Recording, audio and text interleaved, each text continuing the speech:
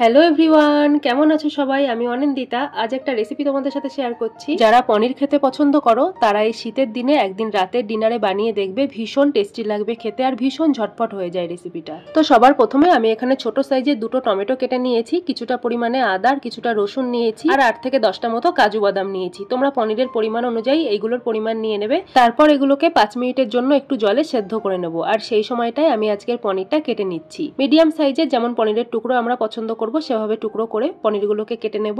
এদিকে পনিরটা কাটতে কাটতে এই টমেটো আদা রসুনগুলো সেদ্ধ হয়ে গেছে, 5 মিনিট মতো দিলেই যথেষ্ট। তারপর দেখো টমেটোর খোসাগুলো উঠে আসছে। আমি একটা চিমটা দিয়ে ধরে খোসাগুলোকে ছাড়িয়ে নিচ্ছি।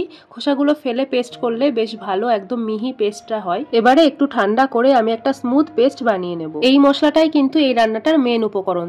তারপর চলে এসেছি মেন রান্নাতে। কড়াইতে আমি 2 চামচ মতো সর্ষের তেল দিয়ে দিলাম আর 1 চামচ মতো ঘি দিয়ে দিলাম। তোমরা এটা রিফাইন তেলেও বানাতে পারো, তবে আমি যেহেতু রান্নায় সর্ষের তেলটা বেশি ইউজ করি সেজন্য সর্ষের তেল ইউজ করলাম। তারপর ফোড়নে দিয়ে দিলাম 1/2 চামচ মতো সাদা জিরে, আর একই সাথে দিয়ে দিচ্ছি সামান্য পরিমাণে হলুদ গুঁড়ো, কাশ্মীরি লাল লঙ্কার গুঁড়ো আর একটু চিনি। এইভাবে তেলে কাশ্মীরি লঙ্কার গুঁড়ো আর হলুদ ইউজ করলে কালারটা ভীষণ সুন্দর আসে। তারপর এগুলোকে একটু ভালোভাবে নাড়াচাড়া করে যে মশলার পেস্টটা বানিয়ে রাখলাম সেই পেস্টটা অ্যাড করে দিচ্ছি। মশলার পেস্টটা অ্যাড করার পর 2 মিনিট মতো নাড়াচাড়া করে দিয়ে দেবো 1/2 চামচ মতো ধনে গুঁড়ো আর 1/2 চামচ মতো গরম মশলা গুঁড়ো, আর দিয়ে দিলাম পরিমাণ মতো বা স্বাদ মতো নুন। আর এবারে মিক্সি ধোয়া একটু জল দিয়ে দিলাম, দিয়ে খুব ভালোভাবে 3 থেকে 4 মিনিট ধরে গ্যাসের ফ্লেমটা মিডিয়ামে রেখে মশলাটাকে কষিয়ে নেব। তারপর মশলাটা ভালোভাবে কষানো হয়ে গেলেই বলতে পারো রান্নাটা প্রায় রেডি। শেষে পনিরগুলো অ্যাড করে দিচ্ছি। পনিরটা অ্যাড করে ঢাকা চাপা দিয়ে 2 মিনিট মতো ফুটিয়ে নেব। আর সব শেষে টেস্টটা একটু চেক করে নিতে হবে কেমন হয়েছে নুন মিষ্টির পরিমাণটা। তারপরে দিয়ে দিলাম কিছুটা পরিমাণে ফ্রেশ ধনেপাতা কুচি।